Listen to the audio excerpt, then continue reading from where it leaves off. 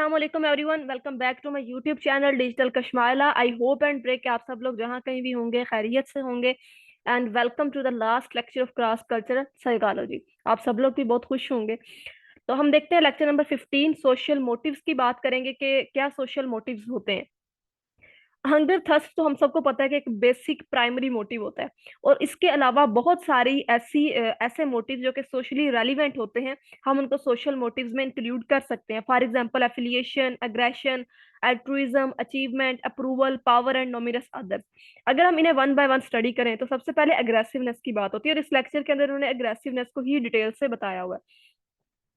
Aggressiveness क्या होता है कि हर कल्चर में, हर कल्चर का जो अग्रेसिव लेवल होता है वो डिफरेंट होता है। और अग्रेसिव लेवल का किसी भी कल्चर का उसी वक्त ही पता चलता है जब उस कल्चर में कोई भी कॉन्फ्लिक्ट हो, किसी भी किस्म का कोई वायलेंट क्राइम हो या वार्स हो। इसके दरमियान, इन कॉन्फ्लिक्ट्स के दरमियान आप किसी कल्चर के अग्रेसिव लेवल को मेजर कर सकते हैं। बहुत सारे ऐसे कल्चर होते हैं जो कि ज्यादा अग्रेसिव होते हैं, कुछ कल्चर्स नॉन अग्रेसिव होते हैं, उनकी एग्जांपल्स भी इन्होंने दी हुई हैं। जब डिफरेंट रिसर्चर्स ने इसके ऊपर स्टडी किया अग्रेसिवनेस के ऊपर, तो उसके बारे में सिगमंड फ्राइड ने कुछ थ्योरीज दी। एरोज एंड थैनाटोस कुछ टर्म्स हैं, ये थ्योरीज तो नहीं है। अब एरोज क्या होता है कि एक आपकी ड्राइविंग फोर्स, जिंदा रहने की, आप कह सकते हैं कि एक पॉजिटिव फोर्स, ठीक है। लेकिन थेंटोस एक डेथ ड्राइव होती है, आप कह लें कि एक सोर्स ऑफ अग्रेशन होता है। कल्चर्स जो होते हैं वो सिर्फ अग्रेसिव लेवल पर ही नहीं बल्कि इकोलॉजिकल और सोशियो इकोनॉमिक कंडीशंस की बेस पर भी एक दूसरे से डिफरेंट होते हैं। फॉर एग्जाम्पल जो हंटर्स और गैदरर्स का कल्चर्स होते हैं वो डिफरेंट होंगे हेड्समैन एंड फार्मर से। और ये भी नोट किया गया कि जो पेस्टोरल कल्चर्स हैं वो ज्यादा अग्रेसिव होते हैं than the farming cultures. Pastoral culture जो चरवाहे होते हैं, एंड द फार्मिंग कल्चर जो फार्मर्स होते हैं, ठीक है। फिर हमने ये पिछले लेक्चर में देखा था पैट्रिलिनियल जो फैमिलीज होती हैं, इन फैमिलीज के बारे में हमने स्टडी किया था कि जो पैट्रिलिनियल फैमिलीज होती हैं, जो एक्सटेंडेड फैमिलीज होती हैं, या जो पोलीगाइनस मदर चाइल्ड हाउस होल्ड होते हैं, उनके बच्चे ज्यादा अग्रेसिव होते हैं। जबकि न्यूक्लियर फैमिलीज के बच्चे उनकी निस्बत कम अग्रेसिव होते हैं। और उसके अलावा वो फैमिलीज या वो बच्चे जिनका अपने मदर एंड फादर के साथ रिलेशनशिप बड़ा क्लोज होता है, वो भी ज्यादा प्रो सोशल होते हैं एंड कम अग्रेसिव होते हैं। तो बाकी यहाँ पर सारी स्टडीज दी हुई हैं। अगर हम अचीवमेंट एंड मोटिवेशन की बात करें अग्रेसिवनेस के बाद, तो अचीवमेंट एंड मोटिवेशन भी उसी तरह डिफरेंट कल्चर्स में डिफरेंट होती है जिस तरह की अग्रेसिवनेस की हमने बात की। क्योंकि हमने देखा कि इकोलॉजिकली भी और सोशियो भी एंड बायोलॉजिकली भी जो कल्चर्स हैं वो एक दूसरे से वेरी करते हैं। अब जब आप, जितनी आपकी अचीवमेंट मोटिव हाई होगा उतनी ही प्रोडक्टिविटी आपकी लाइफ में ज्यादा होगी। क्योंकि अचीवमेंट बेसिकली क्या है? अचीवमेंट एक मोटिव है आपका सक्सेसफुल होने का, एक अच्छा वेल परफॉर्म करने का, अपने खुद को इम्प्रूव करने का, अपने स्टैंडर्ड्स ऑफ एक्सीलेंस को इम्प्रूव करने का, खुद को मेंटेन रखने का। यहाँ पर अचीवमेंट्स के टू कंपोनेंट्स बताए गए हैं। द होप ऑफ सक्सेस, जिसके अंदर आप, जो आपका एक पार्शियल मोटिव होता है, जिसके अंदर आप किसी भी गोल को अचीव करने की कोशिश कर रहे होते हैं। And the other is fair of failure, जिसमें आपको नाकामी का इतना खौफ होता है कि आप अपने उस गोल को अचीव करने की कोशिश ही नहीं करते, उससे अवॉइडेंस का बिहेवियर उसके लिए इख्तियार करते हैं। अब अचीवमेंट मोटिव को मेजर करने के लिए एक स्केल बनाया गया था, थीमेटिक एप्रिसिएशन टेस्ट सॉरी बनाया गया था। इससे डिफरेंट कल्चर्स के अचीवमेंट लेवल को मेजर किया गया, जिससे हमें ये पता चला कि जो वेस्टर्न कल्चर्स हैं उनके अंदर अचीवमेंट जो मोटिव है वो उनका ज्यादा हायर होता है देन अदर कल्चर्स। जैसा कि ऑस्ट्रेलियन जो स्टूडेंट्स हैं वो, उनका लोअर अचीवमेंट मोटिव होते हैं other than the Chinese students. और तुर्किश स्पीकिंग तुर्किश स्टूडेंट्स होते हैं वो भी लोअर अचीवमेंट मोटिवेशन रखते हैं, जबकि उनकी निस्बत इंग्लिश स्पीकिंग स्टूडेंट्स का अचीवमेंट मोटिवेशन लेवल ज्यादा होता है। तो यहाँ पर ये सारी एग्जाम्पल्स बताई हुई हैं। अच्छा, अब यहाँ पर तो बात होगी मोटिवेशन लेवल की। अब हमने बड़ा एक इंटरेस्टिंग टॉपिक कवर करना है, measuring helping behaviour across cultures का। ठीक है कि जो लोगों का किसी भी दूसरे इंसान की हेल्प करने का जो बिहेवियर है वो कैसा होता है, वो कल्चर्स में किस तरह से डिफरेंट होता है।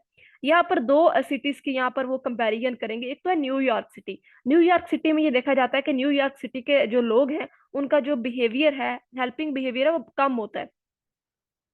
अब वो क्यों कम होता है ये भी हम देखेंगे, लेकिन हम देखते हैं कि किसी भी हेल्पिंग बिहेवियर को मेजर करने में क्या प्रॉब्लम्स फेस करने पड़ सकते हैं।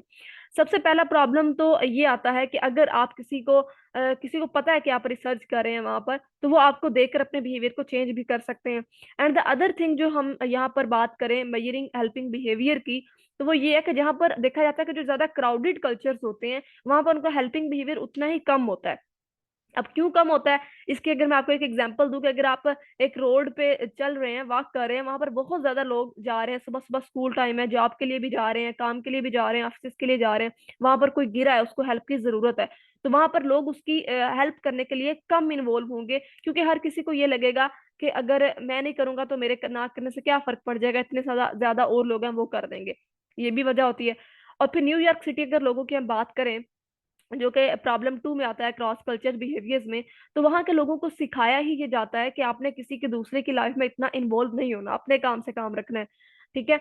और वहां के लोगों का कल्चर जो हेल्पिंग बिहेवियर है न्यूयॉर्क का, वो भी कम होता है बाकी लोगों की निस्बत।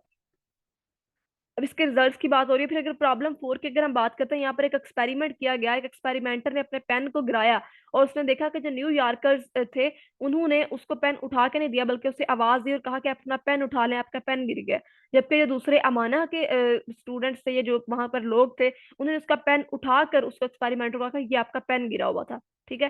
तो यहाँ से पता चलता है कि न्यूयॉर्कर्स जो होते हैं, उनका जो मेजरिंग बिहेवियर है वो लेस होता है। अब यहाँ पर हम ये भी नहीं कह सकते, यहाँ पर अगर मैं एक और एग्जांपल बताऊं कि फॉर एग्जांपल कोई ब्लाइंड पर्सन है, वो सिग्नल पे खड़ा हुआ है रोड क्रॉस करने के लिए, तो न्यूयॉर्कर्स पीपल इस तरह से बिहेव करते हैं कि वो जब सिग्नल खुल जाता है तो उसे बता देते हैं कि सिग्नल खुल गया, आप क्रॉस कर ले रोड।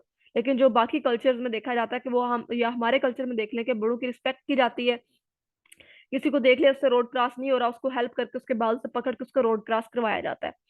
अब यहाँ पर अगर हम कंक्लूजन की बात करें तो ये है कि हम इन इन चीजों की बेस पर ये नहीं कह सकते कि न्यूयॉर्कर जो पीपल हैं उनके अंदर जो है वो वैल्यूज नहीं है या एथिक्स नहीं है, या इस तरह का हम उन्हें जज नहीं कर सकते, क्योंकि उनके पास खुद को डिफेंड करने की वजूहात बहुत ज्यादा होती हैं, बहुत ज्यादा है, क्योंकि उन्हें चाइल्डहुड से ये सिखाया जाता है कि आपने आपका अपना टाइम बहुत कीमती है, आपका अपना टाइम जो है किसी दूसरे के टाइम से ज्यादा कीमती है, तो वो ज्यादा इतना किसी दूसरे की लाइफ में इंटरफेयर नहीं करते, वो अपने टाइम के ऊपर ज्यादा फोकस करते हैं, अपने काम को ज्यादा फोकस करते हैं। तो इसलिए किसी को ये इस तरह जज तो नहीं किया जा सकता, लेकिन ये एक एक्सपेरिमेंट रिसर्चेस के मुताबिक ये देखा गया है कि वो कल्चर्स जिनके अंदर जो स्पीड ऑफ लाइफ बहुत ज्यादा, बड़ी तेजी से वो तरक्की कर रहे हैं, बड़ी तेजी से उनकी जिंदगी चल रही है, बड़ी तेजी से वो काम कर रहे हैं, उनके अंदर हेल्पिंग बिहेवियर कम पाया जाता है, वो अपने टाइम को ज्यादा तरजीह देते हैं, उन पर उस पर ज्यादा फोकस करते हैं। तो यहाँ पर हमारा जो खत्म होता है लेक्चर 15, लेक्चर 15 ही नहीं बल्कि क्रॉस कल्चर साइकोलॉजी का सिलेबस ही खत्म हो जाता है। आई होप कि मैंने जितने भी लेक्चर्स आपको देने की कोशिश की है, उनका कॉन्सेप्ट आपका क्लियर हुआ होगा। अगर सच में आपका कॉन्सेप्ट क्लियर हुआ है, अगर सच में आपको कुछ फायदा हुआ है, आपका पेपर मेरे लेक्चर्स की वजह से आपकी तैयारी अच्छी हुई है, तो मेरे चैनल को लाजमी सब्सक्राइब करें, अपने दोस्तों के साथ शेयर करें, और वीडियो को लाइक मस्त किया करें, अच्छा सा कमेंट किया करें, और अपना बहुत सारा ख्याल रखें। मेरी बहुत सारी दुआएं आप लोगों के लिए, आप लोगों के बहुत अच्छे अच्छे एग्जाम्स हों, और अपना बहुत सारा ख्याल रखें। खुदा हाफिज।